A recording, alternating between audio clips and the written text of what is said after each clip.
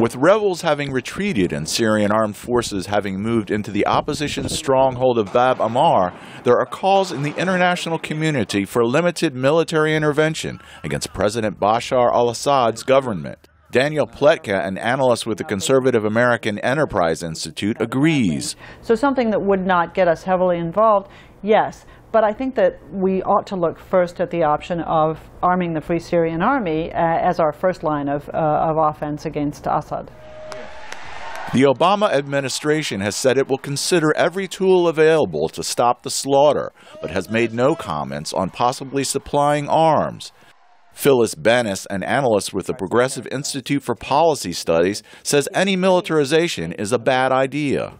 That regime is strongest in the military arena, weakest in the arena of international legitimacy, human rights, the support of the population, etc. So as soon as you make it entirely a military battle, you're playing to the strengths of the regimes.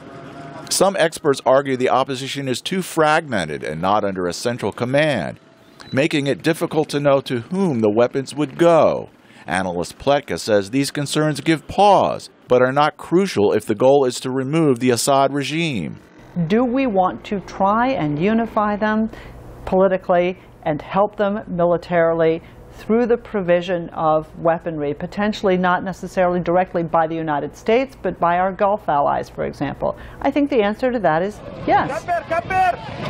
There are also concerns that arming opposition groups could fuel sectarian tensions and lead to a deeper civil war. Again, analyst Bennis. Then you're left with a lot of unaccountable militias, very similar to the situation now facing people in Libya, where you have powerful militias that are holding prisoners, being alleged to be committing terrible human rights violations, and no accountability to anyone.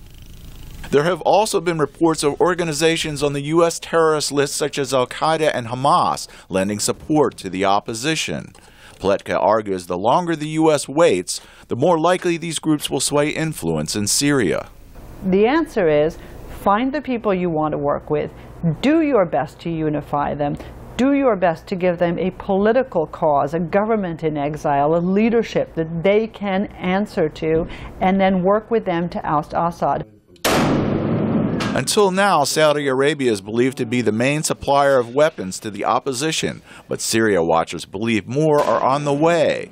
On Friday, the Turkish foreign minister met with the Syrian opposition with the discussion of arms supplies on the table.